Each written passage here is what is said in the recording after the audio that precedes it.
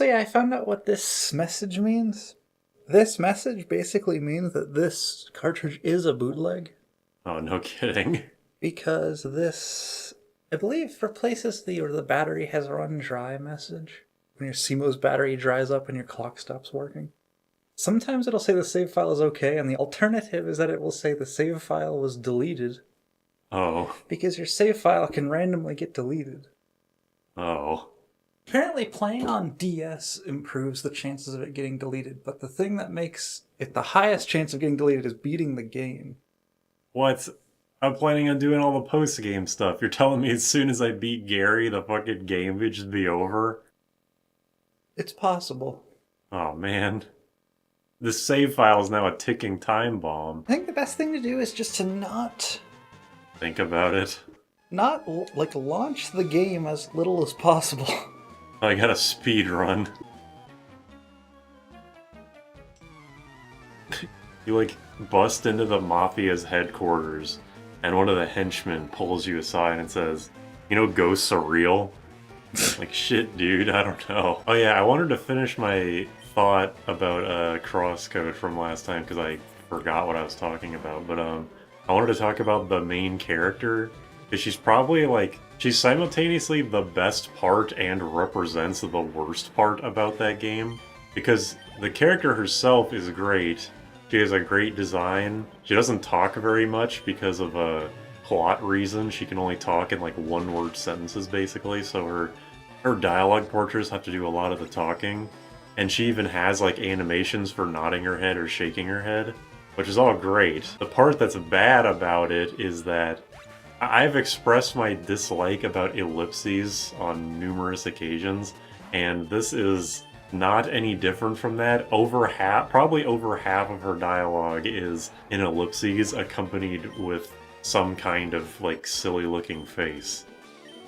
And what's especially weird is that the dialogue has like, it has dialogue for square bracket shakes head or square brackets nods head, but she's the only character in the game that has animated dialogue portraits for her shaking her head and nodding her head. So I don't understand what the point of that is. I feel like they could have just deleted all of the ellipses and the square brackets dialogue and the game would have been the same or better. Also, the game has this isn't really related to anything, but it's like related to dialogue, but the game actually has the justice for all thing where there's not nearly as many commas as there needs to be. Or as there should be. There are also typos, but I think the comma thing is unrelated to typos. Wow, that's fast. Thank God we're over halfway through the game and we're still fighting Rattatas. I don't know what else they do. It's funny that Gen 2 didn't even fix that.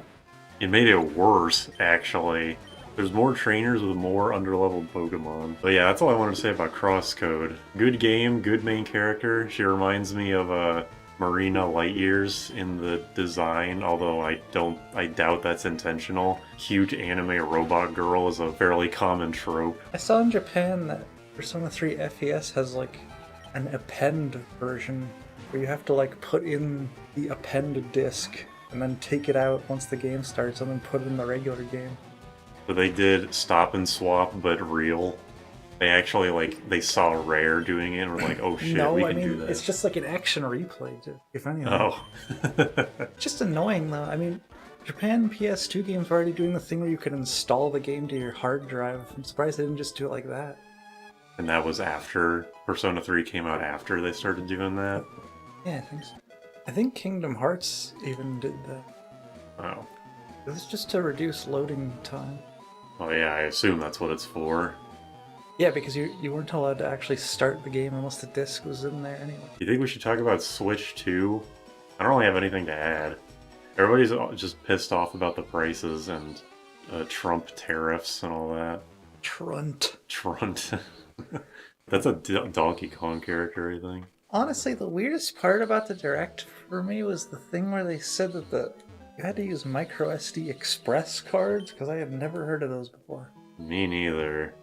And at first, I thought it was a PS Vita thing, where it was just like Nintendo's making their own proprietary SD cards. But apparently it's just a type of SD card, which is good, but still shitty because they're pretty expensive. For the most part, it seems that the highest capacity for most of those micro SD Express or whatever's are 256 gigabytes, but there's a company that's making like a terabyte one for like $60 or something, and I have no idea if that's a good deal or not. As of right now, the pre-orders on the Switch 2 have been delayed because of tariff-related shenanigans.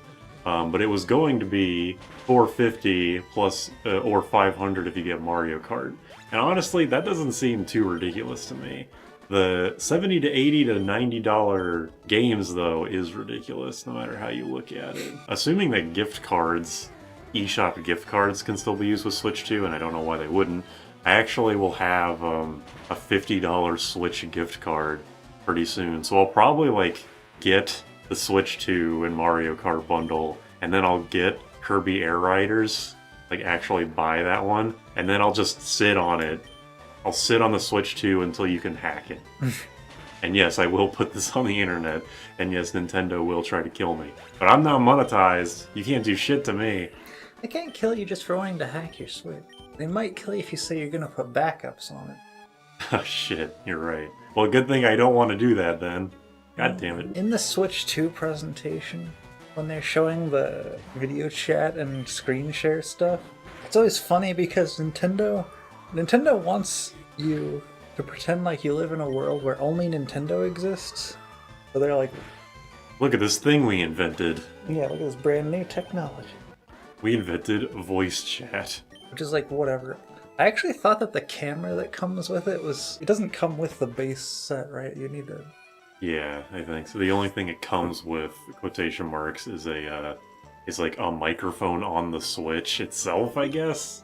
Which makes me wonder why you'd buy an external microphone. I thought it would come with it because at first I was thinking that it was like the sensor bar equivalent, like you just should have it, but probably not.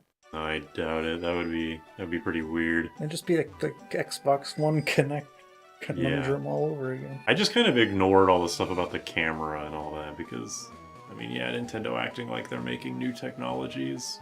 Nothing new. Also, it's funny, a week or two before the presentation, you were saying like maybe they'll remake Path of Radiance and Radiant Dawn for Switch 2. Did I say that, or did I say they'd port it? I think you said something like HD Oh, port, right, yeah.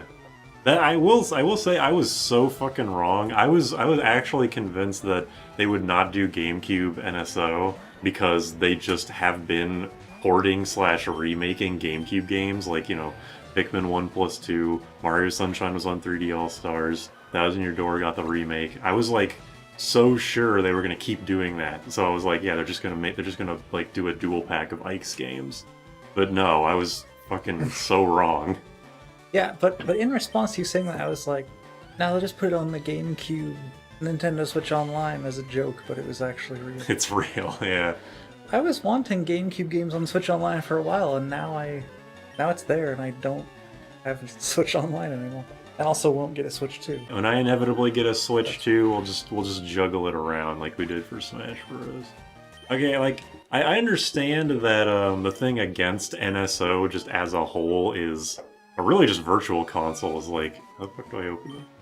Is that, you know, emulation exists. Like, Dolphin by itself is like one of the best emulators that could outdo anything that Nintendo does. Which is true. I mean, one of the several times I've played Xenoblade Chronicles was with the HD pack, and while that's like not exactly the same as playing Xenoblade Definitive Edition, it was like being able to play that several years before Definitive came out was nice. And yeah, NSO just isn't gonna do that. They're just gonna like slightly prettify the games, and that's all they're gonna do. But I prefer playing on real hardware. Even if it's like being emulated on real hardware, I much prefer the idea of playing F-Zero GX on my Switch, on my TV, rather than just connecting my computer to my TV and playing it with like a fucking Logitech controller or whatever. That's how I've always stood on emulation. I'm not against it at all. I emulate all the fucking time. All my Final Fantasy V videos are emulator. The only thing I'm against, is I like emulation, the only thing I'm against is like taking older games and making them look better. I don't like that. You mean like, Or like, making him look different, or just yeah, like like sharpening when it's them? like, oh, if you want to play Super Mario Sunshine on Dolphin, you gotta get the widescreen pack and the HD bag and the do, and I'm like, fuck off. I just want it to look bad like it's supposed to. Yeah. I wish that Dolphin had like a composite filter like some SNES emulators do. I'm curious if all the GameCube online games will be forced to 4x3, or if the ones that support 16:9 will have that. I'm positive that at least some games will have 16:9, because on the Treehouse stream where they were showing off the GameCube games, F-Zero GX was being played at 16:9. It looks fucking great. I'm pissed that it took them this long to introduce customizable controls. Oh, that side beam did like fucking nothing. Yeah, customizable controls, and they better backport that shit into the old NSO, because if they don't, I'm gonna be furious. Ouch, Jesus. It's actually dangerous. They haven't backported things yet, have they? You mean the like the customizable controls thing? No, like they haven't backported things they added in newer NSOs to older ones, Oh. right? I don't think so. I'm not sure what they There would was have. something that like the 64 one had, but the other ones didn't. Yeah, whatever it was, I don't think so, no. And this is such a commonly restated thing on the internet, but like, I don't get why Nintendo is so opposed to an options menu in general. It's like, you go to the options menu in a fucking Mario game, it's like, do you want to turn all of the sound off? And that's like the only option you'll get. Like, you can't customize the controls. I mean, that's not totally true. Like, the fact that Breath of the Wild and Tears of the Kingdom have an option to let you turn off the HUD is actually pretty interesting. But for the most part, the games desperately need like customizable controls, and changing your controls in the Switch hardware is not a solution, because it changes it for every single game, and that sucks. Like, I might own a 64 Switch controller for the 64 online, but probably like 1% of the population of people who even use NSO do. So that's not a solution. That's just Nintendo being an asshole for no reason.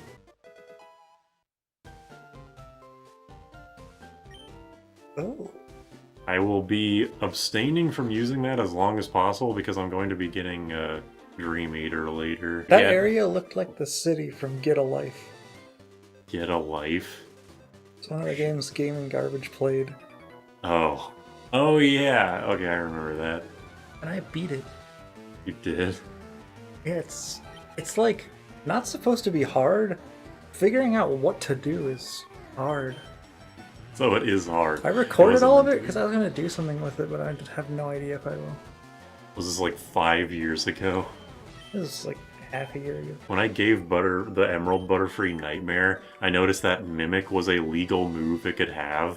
But I was like, well, that seems weird, because you can't transfer Gen 1 or 2 Pokemon up to Emerald. But then I realized, oh, you can probably teach it in a FireRed. I wonder how many RPG Maker horror games use this exact same spooky filter for their overworlds. Like, I wonder how many games make their own and how many just like take it from Pokemon. Because I feel like I've probably played at least one game that has this filter. Just rip that straight from Spriter's Resource and you're good to go. They want you to go up this tower before you go through the rocket hideout, because these levels are even lower than that place. You go all the way up to the top, realize you can't do anything, walk all the way back down. Is that what that's intended? I don't like this place That's scary. because it's just the same shit over and over again, like every other dungeon in Pokemon. I do kind of wonder what the developers were thinking when they were making this place. Like, dude, we only have one ghost line, and we're not going to put Gengar in here. Is this really going to be that interesting? Are those the only ghost Pokemon? Yeah, Gen 1 only had Ghastly Hunter Gengar, nothing else. And even Gen 2 only introduced Miss Drivas, and no one uses it. Speaking of the developers thinking, like, what the fuck when they were developing the game, the City of the Wolves thing, where there's the soccer player and the DJ, who are real people that are going to be characters in that game, everybody's already... Wait, what DJ? I don't fucking know who he is, I can't remember the name. It's just some DJ that does shows for the Saudi Arabian royal family a lot, and that's why he's in the game. So it's like everybody who's watching this not this video, but like watching the City of the Wolves pre-release stuff is definitely thinking like, what the fuck, this is stupid, this sucks. But I also kind of wonder, like, how do the developers of the game feel having to model and animate this dude that is not relevant to Fatal Fury whatsoever? Is the Saudi Arabian royal family like Fatal Fury? What is the relation? SNK is 96% owned by a Saudi Arabian prince or something. I don't exactly know how it all works. Oh. So they're under the whims of whatever Saudi Arabia wants. And they want Ronaldinho in the game, and they want this random DJ that does music stuff for them in this Fatal Fury game. Had anybody even heard of this DJ person? I'm sure some people have, but I definitely haven't, and most people who wanted to play this Fatal Fury game probably didn't, because it's niche enough as is. But with everybody that's mad about it, and justifiably so, I'm just wondering, like, if you're a developer working... And the two characters don't even look well animated. Like, I already don't like how any 3D SNK game looks or animates, but those two real people animate especially weirdly. So just, I don't know. If I was a developer having to work on it, it's a girl again.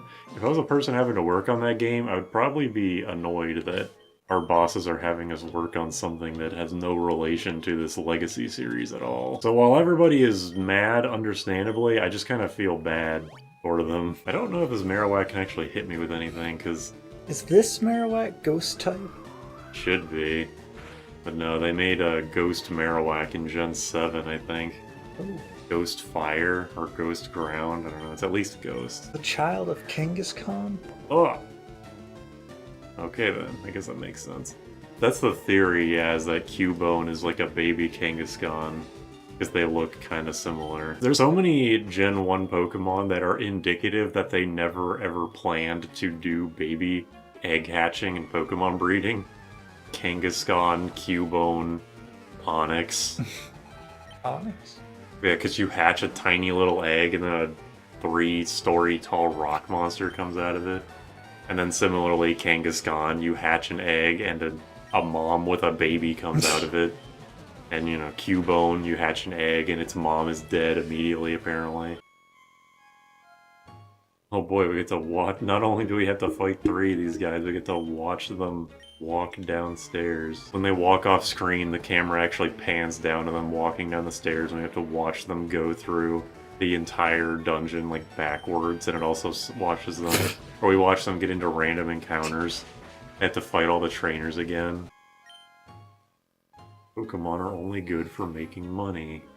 That's the Game Freak Pokemon Company higher-ups took that to heart. I'm gonna go sell merchandise.